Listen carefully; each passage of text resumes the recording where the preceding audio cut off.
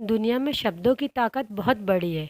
हम कई बार कई लोगों को कुछ ऐसा कह देते हैं कि वह अंदर तक टूट जाते हैं और कई बार कई लोगों को कुछ ऐसा कह देते हैं कि वह माउंट एवरेस्ट पर चढ़ जाते हैं। थॉमस एडिशन की कहानी। आज हम रियल लाइफ इंस्पिरेशन स्टोरी जानेंगे।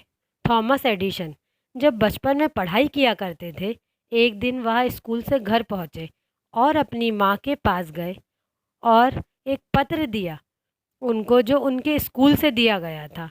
उन्होंने वह लेटर अपनी माँ को दिया और कहा, माँ, ये लेटर स्कूल के प्रिंसिपल ने दिया है और कहा है कि अपनी माँ को जाके दे देना। उनकी माँ ने तुरंत वो लेटर एडिशन के हाथों से लेकर उसे पढ़ने लगी। पढ़ते पढ़ते उनकी आंखें नम हो गईं। उन्होंने एडिशन को गले लगा लिया। एडिशन ने बड़ी बेसब्री से पूछा कि माँ, इसमें लिखा क्या है, वो तो बताइए। तो माँ फिर से वह लेटर को खोला और दोबारा पढ़ने लगी, ज़ोर ज़ोर से, ताकि एडिशन उसे सुन सके। उन्होंने कहा कि इसमें लिखा है, थॉमस एडिशन जीनियस है, बहुत ही कमाल का बच्चा है, सुपर इंटेलिजेंट है, और हमारे यहाँ इसे पढ़ाने के लिए टीचर मौजूद नहीं है। इस बच्चे को हम अपने स्कूल में नहीं पढ़ा सकते, इसलिए आप इस बच्चे को अपने घर पर ही पढ़ाइए। उस दिन के बाद से थॉमस एडिशन की माँ ने ही उन्हें घर पर पढ़ाया। उन्होंने भी मन लगाकर पढ़ाई की, पूरी लगन से पढ़ाई की, और एक वक्त के बाद थॉमस एडिशन दुनिया के महान आविष्कारक बन गए और बहुत सारे आविष्कार किए।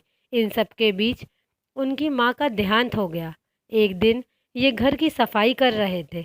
उन्हें एक पेपर मिला जो बचपन में उनकी माँ को उनके स्कूल के प्रिंसिपल ने दिया था।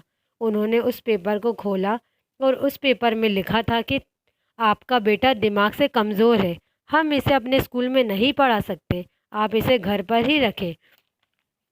और उस दिन थॉमस एडिशन की आंखों में आंसू आ गए। उन्हें लगा कि उनकी माँ ने कितना बड़ा काम किया है।